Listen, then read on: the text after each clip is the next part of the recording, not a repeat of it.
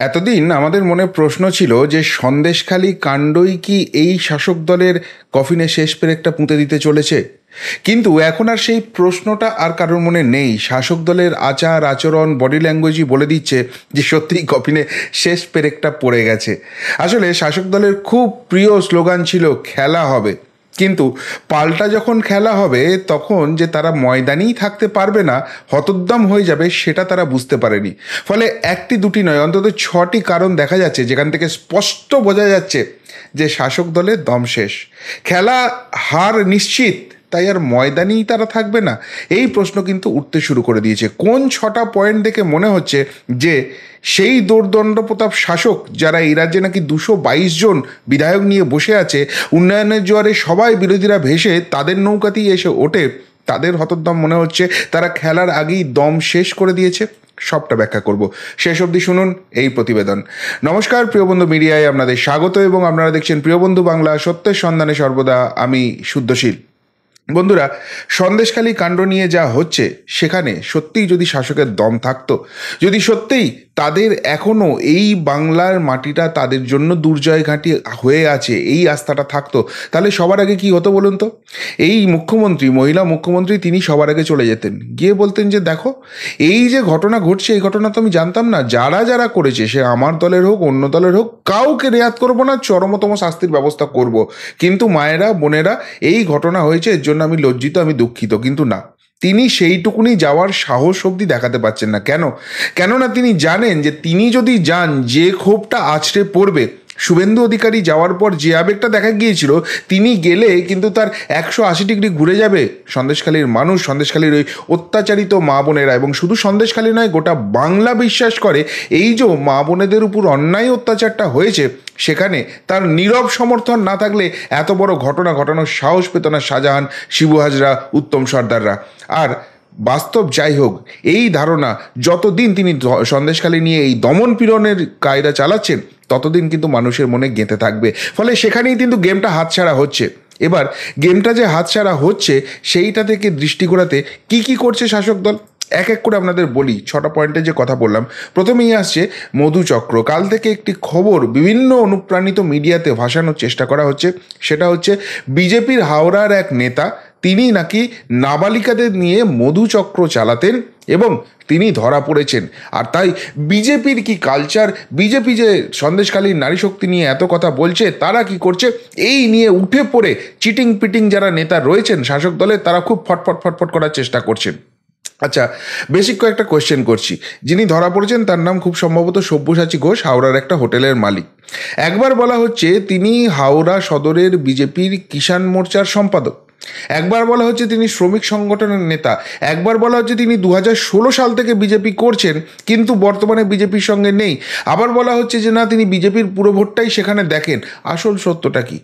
এতগুলো পরিচয় একটা মানুষের কি করে থাকতে পারে? বিজেপি তো এক দল এক পদে বিশ্বাসী, এ তো আর শাসকের মতো নয়, এক একজনের জন্য এক এক রকম নিয়ম হবে। 2 নম্বর পয়েন্ট যেটা হচ্ছে, ঠিক আছে, ধরলাম সব্যসাচী ঘোষ বলে কোনো এক বিজেপি নেতা আছেন এবং তিনি নাবালিকাদের নিয়ে মধুচক্র করছিলেন। আচ্ছা, তাহলে তৃণমূলের মতো করেই এই প্রশ্নটার উত্তর দিই, কি বিজেপি কি এই ভদ্রলোককে বা এই লোকটিকে শিখিয়ে দিয়েছিল যে ভাই তোমরা মধুচক্র চালাও, আমাদের পার্টি ফান্ডে এই টাকাটা ঢুকবে, এইটা না করে আমরা দল চালাতে পারবো না, এরকম কোনো ব্যাপার ছিল? কেউ যদি ইন্ডিভিজুয়াল স্তরে দুর্নীতি করে থাকে, অন্যায় করে থাকে, ধরুন না, তাকে গ্রেপ্তার করুন, শাস্তি দিন। বাংলায় যা যা ঘটনা ঘটছে, প্রত্যেকটা দলমত নির্বিশেষে রাজধর্ম পালন করুন মমতা বন্দ্যোপাধ্যায়, এটাই তো আমাদের দাবি। তিনি বিজেপি করেন না তৃণমূল করেন না সিপিএম করেন, কি জানার দরকার আছে? ওই ফাইল বার করবো মাঝে মাঝে, বিকাশ রঞ্জন ভট্টাচার্য দেখাবো, জেলে ঢোকাবো, এই করে ব্ল্যাকমেলের রাজনীতি করেন কেন? আর আজকে হাওড়া সাঁকরাইলে ধরছেন, বিজেপি নেতা বলে কথা বলছেন। টাইমিংটা দেখুন, সন্দেশখালী কাণ্ড নিয়ে যখন ল্যাজে গোবরে হয়ে গেছে, তখন এইগুলো দৃষ্টি ঘোরাতে সামনে নিয়ে আসতে হচ্ছে। দীঘাতে, মন্দারমণিতে কি হচ্ছে, কটা হোটেল মালিক গ্রেপ্তার হয়েছে, কতজন তৃণমূল নেতা সেখানে যোগ আছে, সেইগুলো সামনে নিয়ে আসার ক্ষমতা হবে? কি বলছেন? মধুচক্র দিয়ে সন্দেশখালীর মা বোনেদের উপর যে অন্যায় অত্যাচার হয়েছে, সেই সেই সেই জায়গাটাকে চাপা দেওয়া হচ্ছে।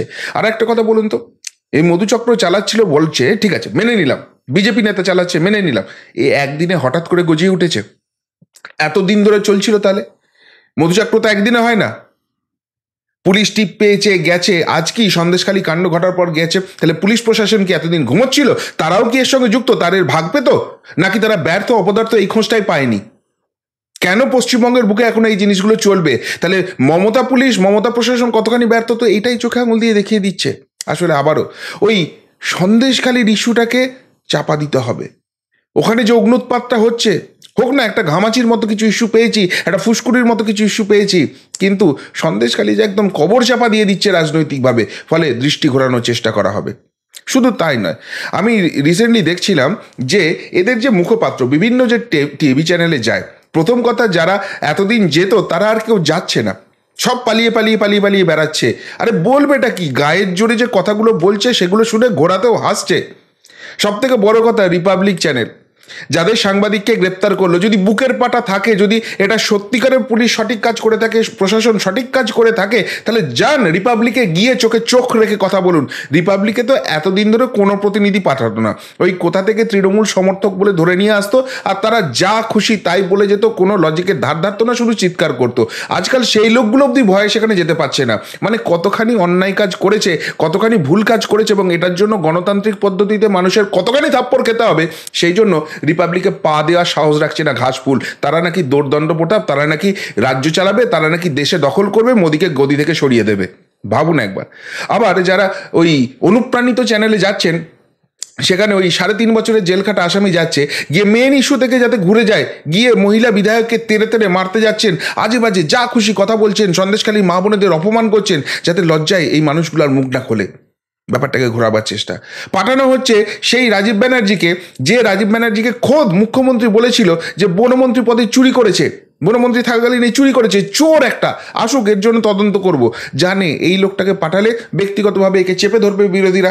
ওই বিষয়টা নিয়ে আলোচনা হবে যে মমতা বন্দ্যোপাধ্যায় বলেছিল তুমি চোর, তাহলে মমতা বন্দ্যোপাধ্যায় মিথ্যাবাদী নাকি তুমি চোর, কোনটা সত্যি বলো। এই নিয়ে আধ ঘন্টা চলে যাবে, এবং যিনি সঞ্চালক আছে তিনিও সেটাকে অ্যালাউ করবেন।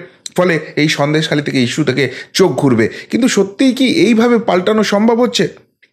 এবার দেখুন আরেকটা কীরকম ইস্যু এরা তোলার চেষ্টা করছে, সেটা হচ্ছে যে এমস ইস্যু। আপনারা জানেন যে 2015 সাল থেকে নরেন্দ্র মোদী সরকার ক্ষমতায় আসার পর থেকে কল্যাণীতে এমস চালু হয়। এর আগে অনেকে শিলান্যাস করেছে, এইখানে এমস নিয়ে এসেছি, অনেক কিছু করেছে, কিন্তু টাকা দিয়ে ইনফ্রাস্ট্রাকচার তৈরি করার কাজ নরেন্দ্র মোদী সরকার শুরু করে। 2019 সালে এই এমসের যেটা মেডিকেল কলেজ রয়েছে, সেই মেডিকেল কলেজ সেকশনটা চালু হয়। এবার সেই পূর্ণাঙ্গ হাসপাতাল রূপে এমস চালু হতে চলেছে, এবং প্রধানমন্ত্রী আসছেন কিছুদিনের মধ্যে, সেটার উদ্বোধন হবে। হঠাৎ করে কোথাও কিছু নেই, দূষণ নিয়ন্ত্রণ পর্ষদ বলতে শুরু করেছে যে এই যে নতুন বিল্ডিংটি এমসের হবে, তার নাকি কোনো পরিবেশ সংক্রান্ত ছাড়পত্রই এমস কর্তৃপক্ষ নেয়নি, এবং সেটা নিয়ে দুপুর 12টার সময় তারা সাংবাদিক বৈঠক করবে। ন্যাকাপোনা চলছে। যদি হয়নি এতদিন কেন সেটা রেজ করেননি, আজকে রেজ করতে হচ্ছে? কেননা খুব ভালো করে জানেন যে প্রধানমন্ত্রী আসছে, এই অবস্থায় পরিবেশ দূষণ সম্পর্ক আমরা ছাড়পত্র নিয়ে নিয়ে সাংবাদিক করব, আমরাও একটু ভেসে থাকতে পারবো, ওই নিয়ে চর্চা হবে, তাহলে মানুষ সন্দেশখালী বুঝে যাবে। আরে মূর্খের স্বর্গে বাস করছেন। এই আবেগটা, এই কষ্টটা, এই যন্ত্রণাটা গোটা বাংলার মানুষ, গোটা দেশের মানুষ বুঝছে। এই সব ইস্যু নিয়ে করা যায়? এমস নিয়ে এর আগে কম ধাসটা মতো করেনি। এখানে নাকি বিজেপি সাংসদরা, বিজেপি বিধায়করা জোর খাটিয়ে এখানে চাকরি করে দিয়েছে, অনেক কিছু হাওয়া তোলার চেষ্টা করা হলো, নিয়োগ দুর্নীতি এমসে হয়েছে, আলটিমেটলি সিআইডি লাগিয়ে দেওয়া হলো। তারা এতদিন কি খুঁজে পেয়েছে? লবণঙ্গা, কাঁচকলা, গ্যাস ফুল, কি পেয়েছে তারা? একটা কিচ্ছু প্রমাণ করতে পেরেছে? একটা বেসরকারি সংস্থা যারা এমসের এই নির্মাণ এইসব নিয়ে ছিল, সেই সংস্থায় এদের আত্মীয়রা কেউ চাকরি পেয়েছেন, বেশ। কিন্তু সেইটা যে প্রভাব খাটিয়ে, জোর খাটিয়ে, আরে এরা তো বেসরকারি সংস্থা, সেখানে যদি কারুর এলিজিবিলিটি থাকে সে নিজেই সেখানে যেতে পারে। সেখানে কারোর রেফারেন্সে হয়তো চাকরি হয়েছে, সিআইডি এতদিনেও তো কিছু প্রমাণ করতে পারলো না, একটাকেও তো জেল খাটাতে পারলো না। আর এই তোলামূলের যে কটা মালকে ধরা গেছে, পার্থ, মানিক, জীবন কৃষ্ণ, সব কটা তো ফেরেববাজ, চিটিংবাজ, সরকারি চাকরিগুলো চুরি করেছে, ওদের বাপের সম্পত্তি ওগুলো। সরকারি চাকরি মানে আমার আপনার ট্যাক্সের পয়সায় এদের বেতনগুলো হয়, সেইগুলোকে লক্ষ লক্ষ কোটি টাকা ঘুষ নিয়ে এরা বেচে দিয়েছে। আর সেইটার সঙ্গে করার জন্য এই এমসে নিয়োগ দুর্নীতি নিয়ে এতদিন ধরে নাটক করছে। তো এতদিন প্রমাণ করতে পারলো না কেন? একটা বিজেপি সাংসদ বিধায়ককে জেলে নিয়ে যেতে পারলো না কেন? আসলে ওই বললাম না, খেলাটা হেরে বসে আছে, কোন দিক দিয়ে পাল্টা অ্যাটাক করবে বুঝতে পারছে না, দম শেষ, প্লেয়ারগুলো দৌড়তে পারছে না। আর বলেছিল খেলা হবে। শুধুমাত্র তাই নয়, দেখুন এখানে আসন সমঝোতা, সেই জুন মাস থেকে বলে আসছে আমরা ইন্ডি জোট করছি, ইন্ডি জোটের পিন্ডি চটকে গেছে, সেইখানে আমরা জোটে নেই, কংগ্রেস 40টা আসন সারা ভারতবর্ষে পাবে না, আমরা কংগ্রেসকে 2টো আসন দেবো, কংগ্রেস বলছে 12টা চাই।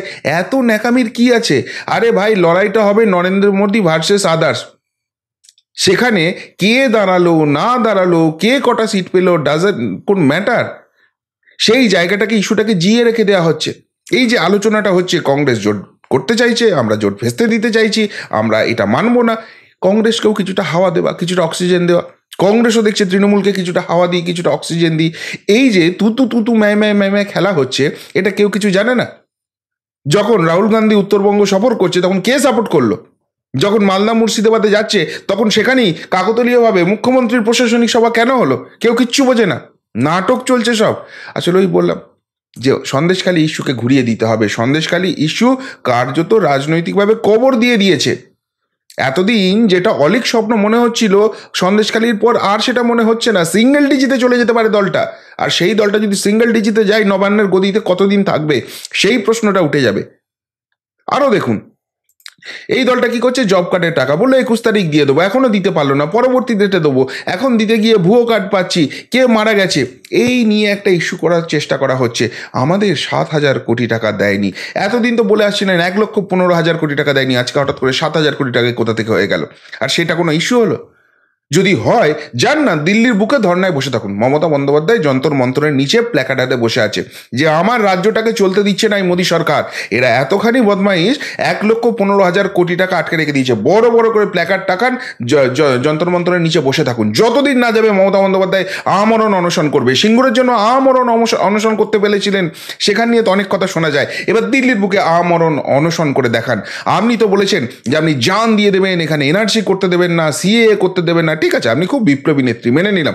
দিল্লির বুকে গিয়ে আমরণ অনশনে বসে যান। দেখি নরেন্দ্র মোদী সরকার যদি সত্যিই টাকাটা আটকে রাখে, আর আপনি যদি ন্যায়ের পথে থাকেন, কি করে সেই টাকাটা না দিয়ে তারপর পারে। লোকসভার আগে গোটা দেশে হাইলাইট হয়ে যাবে যদি যন্তর মন্তরে গিয়ে আমরণ অনশনে বসে যান মমতা বন্দ্যোপাধ্যায়। কই, সেটা তো পাচ্ছেন না, সেটা তো পারছেন না। কেন কেন যাচ্ছেন না সেখানে, করতে পারছেন না? এই জব কার্ডের টাকা দিয়ে মানুষকে গাজর ঝুলিয়ে কতদিন আর বোকা বানাবেন? মানুষ সবটা বুঝতে পারছে, এবং বুঝতে যখন পারছে, মানুষ এটা বুঝতে পারছে, এটা আপনারা বুঝে গিয়ে যে কতখানি সমস্যায় পড়ে গেছেন, সেটার জন্য আবার নতুন করে ওই সন্দেশখালীতে কি একটা শিখ অফিসারকে নিয়ে শুরু হয়েছে। কখনো 3.5 বছরের জেল খাটা আসামি শিখেদের নিয়ে যাচ্ছে রাজভবনে, ইস্যুটাকে জিয়ে রাখার চেষ্টা করছে। কখনো এখানে ধর্না হচ্ছে। আমি তো শুনলাম ভবানীপুর থানায়, হ্যাঁ ঠিক শুনছেন, ভবানীপুর থানায় কোনো এক ব্যক্তি নাকি এফআইআর করে দিয়েছে। সেই এফআইআরের মূল কথা হচ্ছে এই যে ধর্ম তুলে কথা বলা হচ্ছে, এইটা নিয়ে নাকি রাজ্যে হিংসার পরিস্থিতি সৃষ্টি হয়ে যাচ্ছে, এই জন্য ইমিডিয়েটলি শুভেন্দু অধিকারী বা যারা যারা বলেছে তাদেরকে গ্রেপ্তার করা উচিত। আচ্ছা, কোথায় রাজ্যে হিংসার পরিস্থিতি হয়েছে একবার ছবিটা দেখান তো। এদের তো একটাই জায়গা বলার আছে, যে একটা কোনো কথা বললেই মাননীয় মুখ্যমন্ত্রীর বিরুদ্ধে বলেছে রাজ্যে হিংসার পরিস্থিতি হয়ে গেছে, ধরো এই ইউটিউবারটাকে জেলে ঢুকিয়ে দাও। কোথায় হয়েছে হিংসা? একটা ছবি দেখান যে এই কথার জন্য হিংসা পরিস্থিতি তৈরি হয়েছে। আসলে এই সমস্ত কিছুই কিন্তু নিদর্শন দিচ্ছে যে হাতে কোনো কংক্রিট ইস্যু নেই, কোনো গঠনমূলক জায়গা নেই, মানুষের কাছে ভোট চাইতে যাওয়ার জায়গা নেই। কালকে অজিত মাইতিকে যেভাবে মানুষ তেড়ে গেছে, যেভাবে জুতো ছুঁড়েছে, সেই জায়গা থেকে একটা জিনিসই স্পষ্ট, এবার যখন ভোট চাইতে যাবে না, তৃণমূলের নিচুতলার নেতাগুলো ঠিক এই অবস্থায় হতে চলেছে। তার এতদিন ধরে যে শোষণ করেছে, যে নির্যাতন করেছে, সন্দেশখালী সকলের চোখ খুলে দিয়েছে। ওই 500,000 টাকার ভাতা ভিক্ষা দিয়ে মানুষের মান সম্মান নিয়ে খেলা হবে, মহিলাদের ইজ্জত নিয়ে টানাটানি করা হবে, আর সেই তৃণমূলকে দিনের পর দিন জেতাবে। আর সেই দিনটা নেই, পুরোটা পাল্টে গেছে। আর যত পাল্টে যাচ্ছে ছবিটা, তত করুণ হচ্ছে শাসকের অবস্থা, আর তত তাদের হাল ছাড়া অবস্থা হচ্ছে। আর সেই জায়গা থেকে ঘুরে দাঁড়াবার মতো কোনো রসদ, কোনো ওষুধ, কোনো ম্যাজিক তাদের হাতে এই মুহূর্তে নেই। তাই অসহায়ভাবে তারা দেখছে যে ক্ষমতার বৃত্ত থেকে ছিটকে যেতে চলেছি। আর এই দলটা খুব ভালো করে জানে, ক্ষমতার বৃত্ত থেকে একবার যদি ছিটকে যায়, এই রাজ্য রাজনীতি কেন, কোথাও এদের নামও নিশান থাকবে না। আর সেই আতঙ্কটা ক্রমে গ্রাস করছে, তাই এই ফ্রাস্ট্রেশনগুলো দেখা যাচ্ছে। কি বলবেন বন্ধুরা শাসক দলের এই অবস্থান নিয়ে, শাসক দলের এই ইস্যুগুলো নিয়ে? সত্যিই যদি কিছু বলার থাকে অবশ্যই কমেন্ট বক্সে কমেন্ট করে জানাবেন। এমনকার মতো এখানেই শেষ করলাম। প্রিয়দর্শী নতুন প্রতিবেদন নিয়ে খুব তাড়াতাড়ি। ভালো থাকবেন, সাথে থাকবেন, পাশে থাকবেন। নমস্কার।